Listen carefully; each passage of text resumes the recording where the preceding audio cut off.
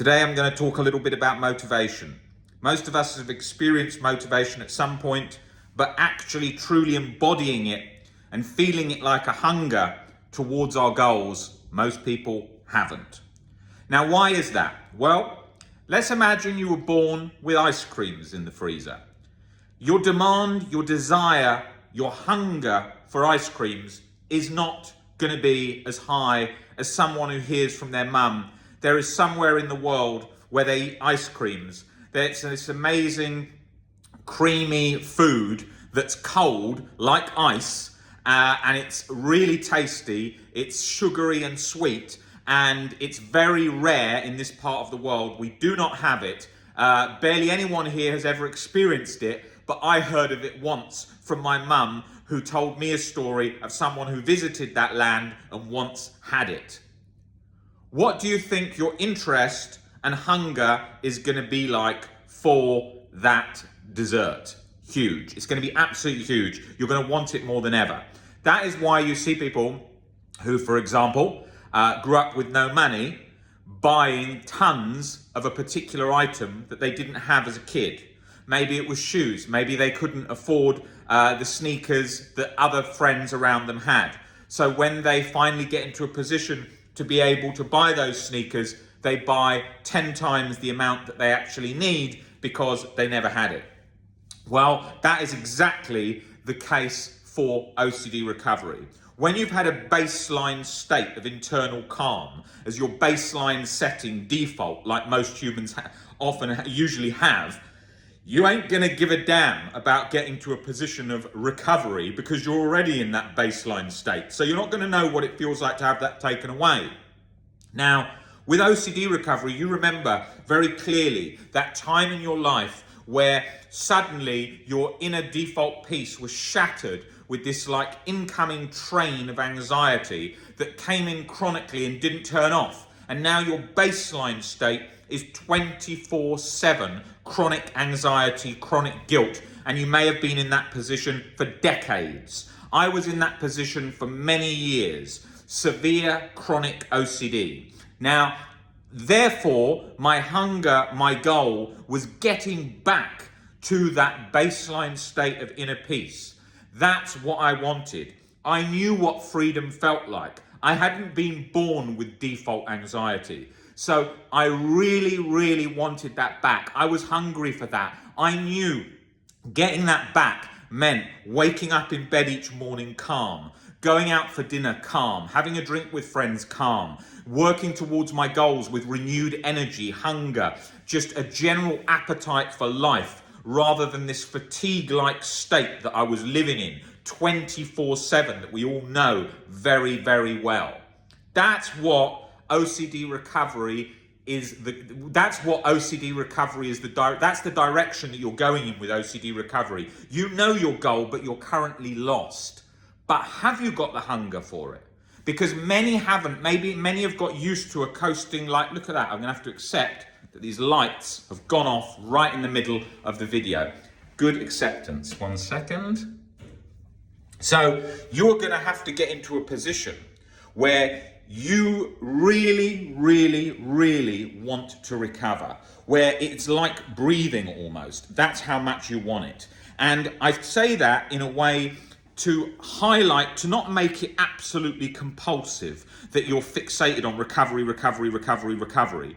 But you are instead thinking that you are going to need that hunger. Like most things, fucking lights. I'm going to have to accept that again. 1 second. It's got a movement sensor in here. 1 minute. Let's put that back on. So what you've got to think about is, if you want something, thinking about it 24/7 all day long is not going to help you, right? If you're thinking 24/7 all the time about recovery, that's going to become a compulsion. You've got to have a focus on a goal, but you've also got to live your life too, because life doesn't stop. It's like somebody who's obsessed with being successful in a sport or in a business, and they work all day long. Then that's not very good, is it? Because if you focus all day long, you don't have any other life. It's complete sacrifice of time, which is finite, in exchange for a potential future goal, which might not happen.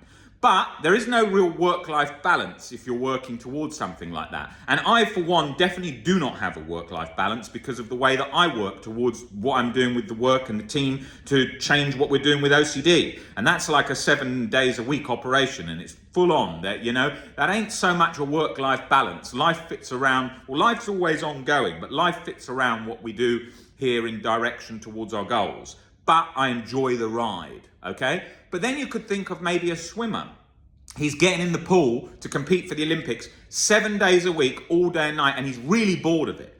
Well, that's a big exchange. I'm not saying don't go for those big goals, but I'm saying that's a big exchange. If you're not actually enjoying that, if it's so repetitive you're bored of it, that's a big exchange. Now, OCD recovery, if you view it like a monotonous chore that you don't enjoy, you're going to give up on it. You're going to think, oh, I can't be bothered. Why do I have to go through this? Forget why. Why do people have to go through medical procedures for diseases? Nobody wants to go in and have kidney dialysis, but they do if they want to live. They've got to have it done. They're not going to like it, but they're going to have to do it. And that's the same as OCD recovery. But it's an amazing transitional journey of inner perception that goes on through OCD recovery. And we're lucky to be in a position where our awareness has been drawn to that so that we work towards getting better. Now, if you view it like a monotonous chore, you're never going to read the books. I'd say 90% of people that come into me buy the books, read about one chapter, and then go, I've been busy. They're not busy, their time management isn't great, and their procrastination is high. Okay, so if they really sit down, focus on getting it done, it gets done. And you've got to view it like that, and you've got to view it as a journey that you're lucky to be on to change your perceptions that are going to massively improve your life towards your life goals, and they're real skills and habits that work for life, because OCD recovery is life. It's not some method that's just for OCD. It's learning to see life more rationally, bring down catastrophized thinking, and therefore improve your ability to overcome obstacles. Success in life, in general, is your ability to overcome obstacles, no matter how difficult, again and again and again and again, with no thanks. That is what getting to being successful is. Relentless persistence, consistency of overcoming obstacles. OCD is an obstacle, and it ain't just going with that one thought, it's morphing and going to tons of thoughts. So you're going to have to get used to navigating that. But I can tell you, if you overcome OCD, severe chronic OCD, life don't feel too hard, because OCD recovery is challenging. It's not rocket science. It's not so hard that you can't recover. You can recover, but it takes skillful persistence, determination, adaptation, and learning and understanding. And you do that, you can recover. I haven't met people who can't recover, but what I have met is plenty of people that don't do the work and are procrastinating again and again and again and again, all the time. All those cases that I can think of where people haven't recovered, where people have been have not put in the work, it always came down to them skim reading, not listening, focusing on other things. I can't tell you how often people join the WhatsApp groups on the recovery journey, committed to recovery, and their focus, although they think they're committed, is all towards the wrong things. They come in, hi, I'm really looking forward to working on recovery, just done my first session, just got the books. Has anyone tried this particular rare supplement? Has anyone tried this particular rare therapy? Constantly looking for a way out from every angle, so they're never consistent. It's like building a business and then pivoting and changing idea every second. You're not going to get anywhere. Most humans are terrible at overcoming obstacles consistently. They get stressed out, they change direction, they change their goals, they get frustrated, give up. If you look at people who are truly successful in any field that you aspire to or any direction in life, there's somebody that keeps their emotions calm, keeps focused on something, and tries to get the job done regardless of any noise. Mental noise or noise from others. And that is the skill. Just think how much you could get done if you just thought, oh, this Sunday, I'm going to sit down, I'm going to dedicate the day to that. I'm not going to take any other phone calls in the day or see anyone that day. I'm going to just stay in my house and get that done. You will get ridiculous stuff done. Yeah? And that is because that mental clarity and focus is rare. because the whole world is baying for your attention 24/7 with junk. You've only got to put Netflix on. You're basically getting a bargain bucket from a petrol station in the middle of the night where it's got DVDs for sale for 50p. And they're showing you all those videos like, wow, look at this amazing film that's the last film you'd ever want to see in your life, and it's right at the top there. And people think, maybe I should watch it because it's there in front of your eyes. That is not going to lead to your goals. That is to suck your attention. Same as most celebrity culture stuff. It's designed to suck your attention 24/7 with distraction. I'm not talking about something that's well-made, amazing theatrical drama, which is very interesting and you're going through an incredible experience. I'm talking about all the junk. And you've still got to siphon out and use just the right amount of entertainment in a week. Otherwise, your life becomes entertainment. Go back thousands of years. Did the juggler, the jester in the castle, did he entertain 24/7? No, because entertainment is at an all-time high right now with distraction. I barely watch TV. People say to me all the time, do you watch TV? I probably turned on the TV 3-4 months ago, right? That's probably the last time I watched TV. I'm not saying you have to do that. That's just how I changed my life, because I thought, I don't want that distraction in my life. It takes too much time and gives me little reward. Does that mean I don't watch Netflix or YouTube videos? I do, but I get sent hundreds of links a day. Rob, watch this. Rob, I think you think this is funny. Clip all day long. I can't watch them. If you add all those up, I'm losing all the time I've got in the day. And time is finite. I need it to do the things towards goals. Now, life isn't all about goals. Life is about enjoying life and going along with it, of course. But I'd much rather be having a dinner with my family and friends than I would watching endless joke clips. Okay? So you've got to have that as well. Doesn't mean I don't watch them. I do watch them. But I'm careful about how many I'm watching, right? And that is absolutely vital. If I was trying to recover from OCD today, in this day and age, what would I do? I would be watching lots of videos on OCD recovery, lots of them for understanding, but not compulsively. I'd be doing one-to-one sessions so I had it customized specific to my problem, because obviously videos is broad. I would be making notes and breaking down my beliefs on paper and in my head gradually. I would be surrounding myself by the best minds in OCD so that I can learn from them, because speaking to them, I know they've been through that journey. I would be reading lots, and I would be working out, keeping healthy, and I would be really thinking about, this is one of my main goals. Now, when I was 18, 19, I wouldn't have approached things like that. I approached the gym like that because I was relentless with that, because that was my goal. But I wouldn't have done that necessarily with OCD. Well, I definitely didn't do it with OCD, not necessarily. I had OCD and I lived it and I didn't do it. I was in forums all day long looking at bloody reassurance, and I was doing reassurance forever, going back and forth to the doctors. So you've got to think what you really want, but you've also got to have a very keen eye on application. There's plenty of people out there in the world that work very, very hard. There's plenty of hard-working people that don't get where they want to get to, because life has got, you can do all things right in this life. Work very hard, adapt, very clever. Doesn't guarantee that you do well in life, particularly in careers and so on, because you get random luck. You could be in a taxi that crashes tonight. You've got to think, though, what ingredients can you put in that are going to be different to others? Many people work hard. Many people are pretty clever.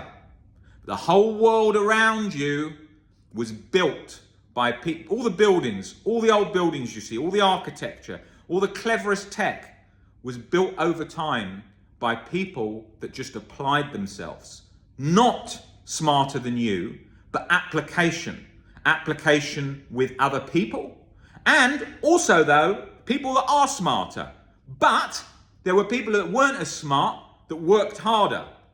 So it's a combination of all factors. You can work as hard as you want, just doing one thing, and it won't get you anywhere. Hard work, unless applied correctly, doesn't equal results. That is the same for recovery. How many people practice mindfulness? You could bring me the best mindfulness expert in the world into this room now, and his chance of recovering from severe chronic OCD is not high. He will have improved skills that are helpful, but he won't be able to bring down the catastrophized thinking that cuts through everything with chronic guilt like a hot knife through butter. I spent a long time doing mindfulness. I'm not a mindfulness expert, but I have met many people that have spent years doing yoga, become experts in mindfulness, experts in meditation, written books on all and still stuck. So it's about application on the right things, like everything in life. Application on the right things. And remember, when you're applying yourself in one direction, you're missing out on others. If I'm applying myself all day to work, I'm missing out on relationship. So you've got to balance these things. You're not going to have perfect balance. Like I just said, I do not have work-life balance.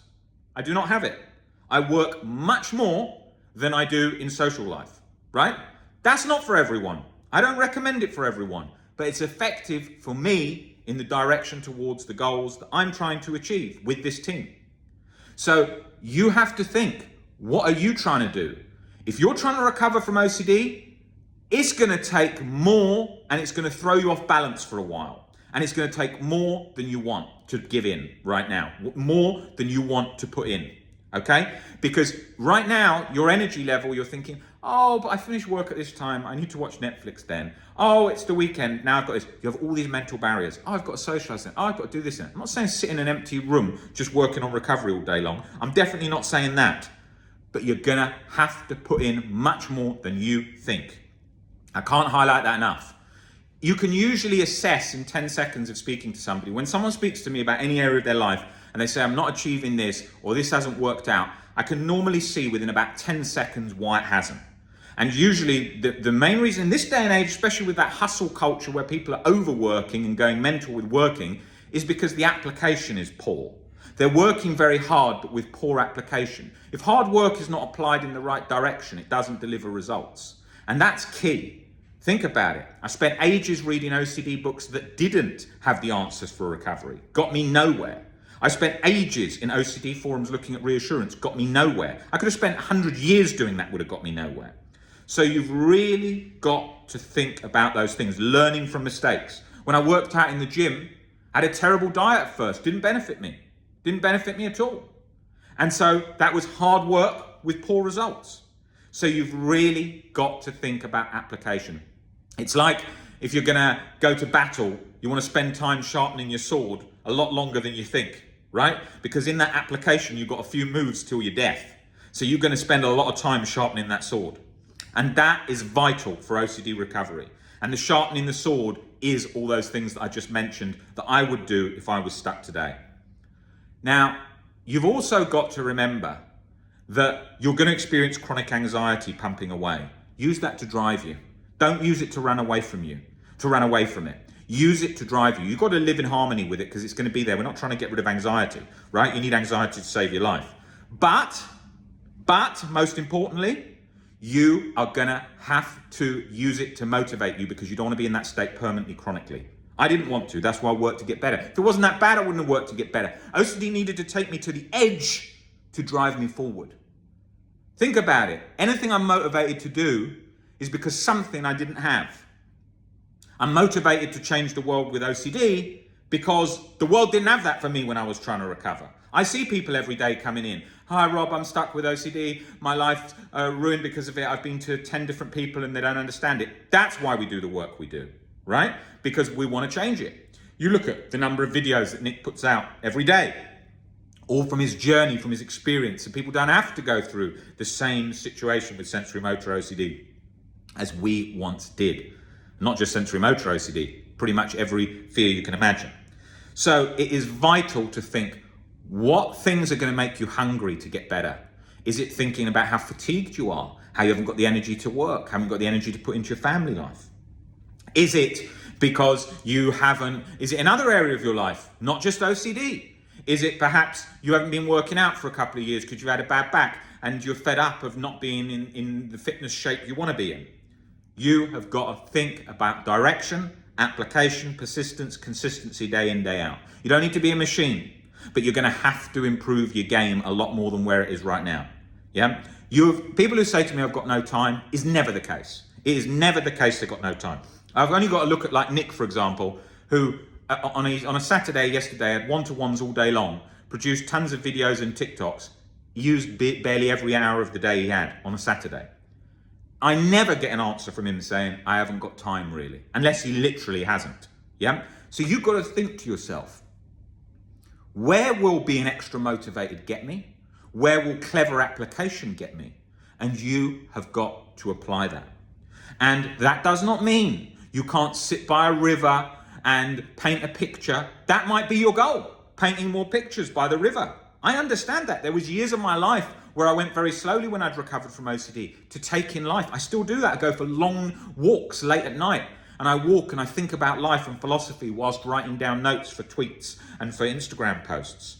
That's what I like, philosophy, sitting, observing, thinking about life. I love that. I do that regularly.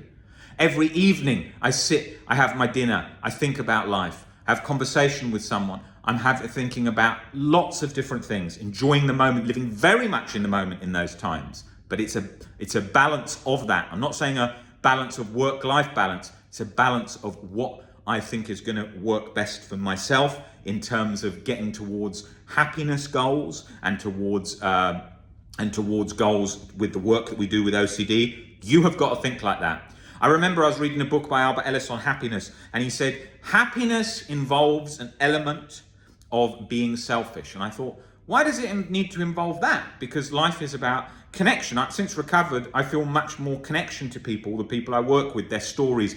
I can understand their struggles, empathy for the situations that they're going through. But there is an element of selfishness, not in a harsh way, but in a careful, clever, accurate time management way. If you people please, you have no life. People pleasers coming to me all day long with OCD, scared of being rejected. People pleasing all day long. They have no life. They're going to events that they don't want to be there. If I go to a party, I think, I fucking hate this party. It's shit, right? I think to myself, I've got to make a mental note not to go to this party anymore. The same as if, like, maybe some people invite you to lots of events and you don't like them. Not the people, but the events. You've got to make a mental note. That doesn't make you happy. That doesn't mean avoiding them, because a lot of OCD sufferers avoid everything and then they don't get involved in life, so they miss out on these things. But you're going to have to get involved in life, but you're also going to have to be selective. And that is key, right? I'm not mad on small talk at parties where I don't know anyone, where I'm thinking, why did I come to this? Or going to an event, like maybe some concert or something that's very long that I don't particularly enjoy to keep some other people happy. It depends. It's your parents and doing something now and again, of course. But if it's you've got to have an element of time management, a somewhat selfishness, as Albert Ellis says, for protecting your own happiness. Otherwise, you're going to fall into a people-pleasing trap. Yeah? If I wanted to just people-please all day long, I wouldn't have any life that was in my direction. I'd be living for someone else. Do you know how many times I speak to old people that come on the call and say, I think I did too much for my partner or too much for my kids and I missed out on doing all these things I want to do. I hear it a lot. I hear those things a lot. Oh, I didn't travel because my partner could never do this, that. I hear it a lot. Then I also hear people that are older, that's partners aren't in the picture anymore. And they say to me, it might sound a bit selfish, but I feel great because I've got the freedom to go and do what I want now, right? I say, you don't need to feel bad for that. That's fine. You're a human. You want to do things that you want to do. It's nice to help others. Of course, life is connection. When you're sharing a dinner together with someone you love, it usually always trumps the dinner on your own. Don't get me wrong. I've had some amazing dinners on my own and I eat out a lot on my own. But when you have a great relationship and you're having that dinner together, there's another magical layer that appears in life that you know when you're in relationship with someone you love and you're going through those things. But it doesn't mean you need that magical layer to be happy. It's a bonus. That's another mistake people make with our OCD. Oh my God, I need this magical layer to be happy, otherwise life's crap without that. It's not true. So you have to think about all these things. I'm being very blunt here, very specific into how you're going to have to change lots of things in your life, right? And that doesn't mean going around being relentless about your new envisioned ideas. Like people who say to me all the time, yo, bro, I wake up at 4 and I hustle. I don't give a shit about hustling at 4:30. I'm in bed, right? Because getting up at 4:30 to hustle has no appeal to me. I want to get up, have a breakfast, look outside, go for a walk maybe. Then I work very hard. But I don't want to be getting up at 4:30 for this hustle culture crap, right? That doesn't appeal to me. Right? It's the same as people that tell me all the time, I work so hard, I work out so hard. I don't care. That's great that you do that. It's fantastic on social media all day long. I work out so hard, I've done this. Working out is not a job. Working out is a bonus in life. You're lucky to have the time to work out. People make it out like, oh my God, I've had such a hard day working, I went to the gym. That's a luxury. It's a luxury to go to the gym. You know, people don't have the opportunities to go to gyms in the past or in lots of places. It's a luxury. I don't care about working for the sake of saying how hard you work. I work towards goals because it's got a cause and a reason. And the same for how you structure your day. If you like getting up at 4 a.m. and you like going to the gym, that's great and that's fantastic. Like someone like Nick, he loves that. He don't talk about it. He doesn't say, oh, I get up, I work out so hard every morning. He just does it because that's a routine he likes, right? Now we live in this culture, this kind of clout culture where people's Instagrams or their bio is the name of their car or CEO of nothing and shadow boxing in a video, and it's just a load of junk. And we've got this culture today. I have no interest in that sort of nonsense, sort of mental chatter online that delivers no results. I'm thinking, what's going to deliver results? Because at the end of the day, if it doesn't, where's it getting you? What's it doing to impress a couple of people that you don't even know online? It doesn't do anything. I say this to young people all the time, and I'm pretty blunt about it because we live in this crazy world today with social media where people are spending half the day dancing in their pajamas in a video for likes, and then they close down the account in 6 months and say they hate everyone. Well, it's because the application was directed in the wrong way. So we've got to think about those things. You're rewarded in life by your ability to solve problems consistently. That is how life works, okay? The better you are at solving problems, the better you are at application, the better you will be rewarded in any area of life. With your family, if you solve your daughter's problem, if you solve your wife's problem, you think they're going to be happier? Yes. If you complain about the problem, blame them for the problem, blame them for bringing the problems to you, you're going to have problems extra. Everything's going to fall around. So many people say to me, I don't know why my wife's leaving me. I don't know why this is all happening. It's because of that. That's why it's happening. Usually, if we're good at solving problems regularly and consistently, we break down the problems around us. If you ask people around me to describe me, they would say someone who's very calm, somebody who's very motivated, somebody that will always somebody you can go to and will solve your problem mentally, what you're going through pretty quickly, because that's what I'm doing. That's what my life is. Now, it doesn't mean I can solve a problem in a field that I don't know their problem, but I can outsource that problem to somebody hopefully who does. If someone's coming to me and say, I've got a terrible haircut, I need a haircut right now, I can't solve that problem, right? Probably need a haircut myself right now. So you've got to think of those things. Ability to solve problems, right? And then it's about living life too. You don't want to just, this is the things that are going to help you to live your life. When you're sitting on a beach having a cocktail, you don't need a problem-solving ability. But I can tell you, that's going to get boring after a while, and then you're going to want to do something else, like reading a book. Doesn't necessarily have a problem-solving ability, but you've still got to take in what you're reading in the book and apply it in your mind to change your perspectives. Life, make it work for you whichever way you want. It's not a competition with another man, woman. It's not. You are doing it for yourself, for just to give you the best life you can and the best life for others around you. You're going to have to be a bit selfish for your own goals. Hopefully your goals involve helping other people in general in whatever field you work in. If you're a dentist, why giving people good help with their teeth so that they improve, like Zadoon on our Real Talk today, who's a dentist recovering from OCD. All these different parts of application. Is it with your family? Maybe you've retired and you're with your family all the time, helping your daughter with her schoolwork, helping your wife with whatever your wife wants to do, or maybe making dinner, whatever it is you are doing together as a couple, right? You have got to think about those things, and you have got to think how you can bring value. It's the value in the relationship, the value helping your wife with a problem that she's got, or what career or whatever she wants to do. It's your value you're bringing in all those situations. People who add no value, I can normally spot in 10 seconds. They're usually complaining about everything. They've usually got no hobbies and interests, and they usually bring no problem-solving ability or nothing of much substance to the conversation. You don't want to be in that category. You want to be thinking, how can I add value in areas? Because then it will attract other people. People who are only complaining and not bringing any value. Even if you're stuck with OCD and complaining all the time, bring some value, a funny story, something to the conversation. People are going to want to hear you, want to be around you. That's a great thing. Life is about that. It's about thinking, what value can I bring? Maybe right now you're lost for hobbies. Maybe you've been sort of cocooned in your room because of OCD, like many of us have been in the past. You can still bring value of something you've read, something that's of interest to you.